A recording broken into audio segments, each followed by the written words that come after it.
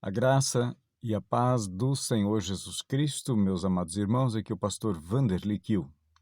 Eu desejo compartilhar contigo a sequência do texto de Êxodo capítulo 14, dos versos 1 a 14, debaixo do tema Beco Sem Saída.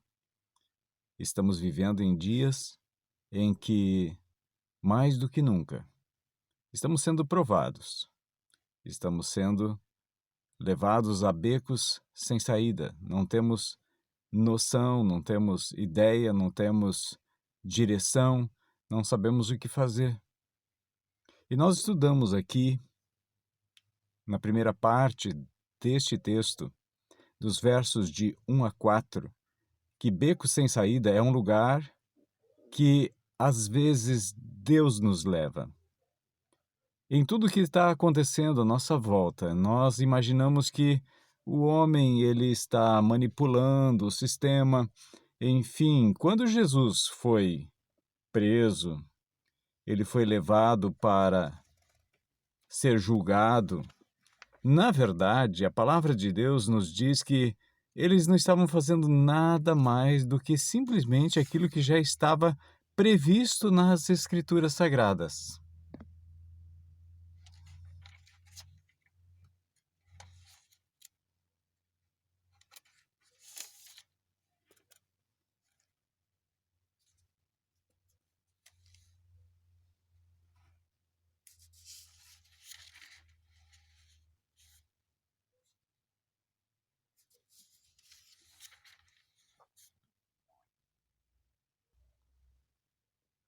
Em Atos, capítulo 4, por exemplo, nós temos as palavras de Pedro e dos demais apóstolos que foram presos e foram julgados, proibidos de falar do nome de Jesus, proibidos de pregar sobre Jesus, sendo que eles acabavam de levar um homem de mais de 40 anos a voltar a andar, ou talvez ele fosse um aleijado de nascença.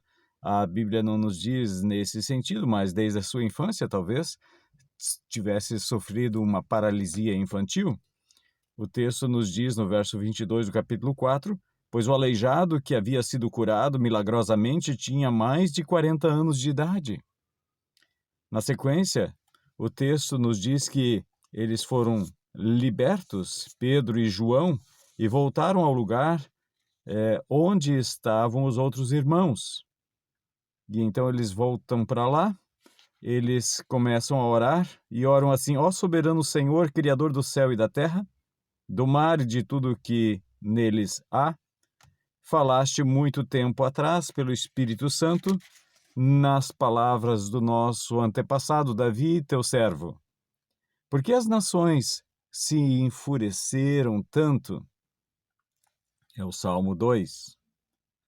Porque perderam tempo com planos inúteis. Os reis da terra se prepararam para guerrear.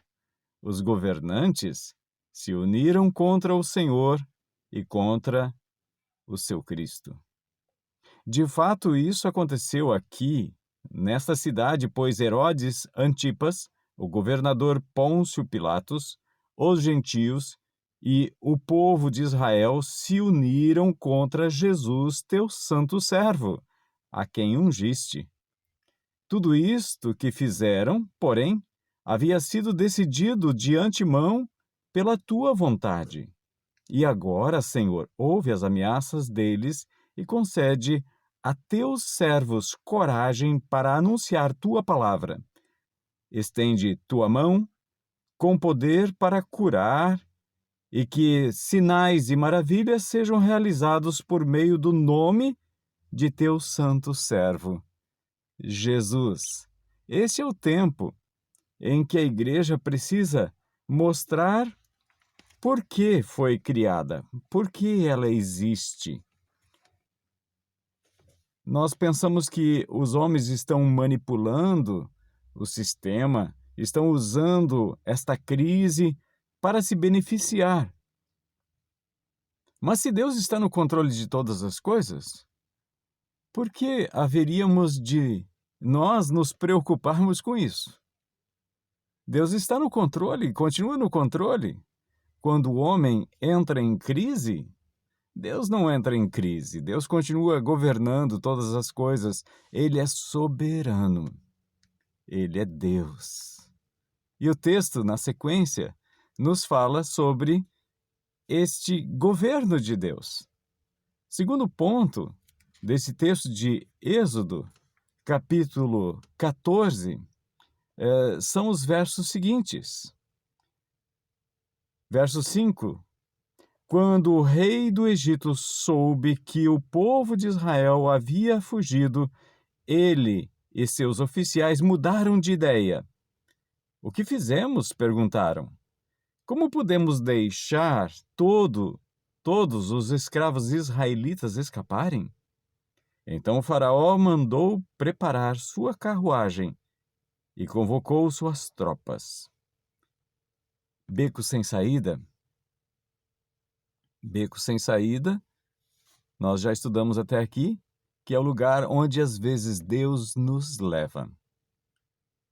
Mas também beco sem saída é o lugar onde Deus executa seus propósitos. Os propósitos de Deus não podem ser frustrados.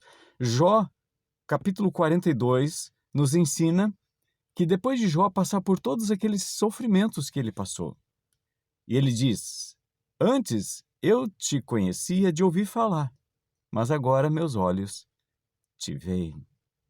Então vamos nos aproximar cada vez mais de Deus diante das dificuldades. Mais pessoas vão se achegar a Deus, e essas pessoas, ao se achegar a Deus, elas vão, na verdade, conhecer Deus mais intimamente. É isso que Jó nos ensina. Jó diz: eu te conhecia de ouvir falar, agora meus olhos te veem.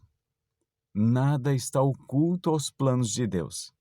Jó reconhece: nenhum dos teus planos pode ser frustrado. Então, se nós, como cristãos, como seguidores do Mestre Jesus, cremos na soberania de Deus, cremos que Deus está no controle, diante dessa pandemia, destas dificuldades que nós estamos enfrentando, não devemos pensar diferente e nem confessar diferente. Então, beco sem saída é o lugar onde Deus executa seus planos para cumprir aquilo que prometeu, para ser glorificado e, em terceiro lugar, de ser reconhecido. Que Deus e sua soberania seja reconhecida pelo homem e mais pessoas venham se prostrar diante do Cordeiro de Deus. Que o Senhor Jesus, que continua no controle de todas as coisas, governe sobre sua vida, sobre seu coração. Deus te abençoe, em nome de Jesus. Amém e amém.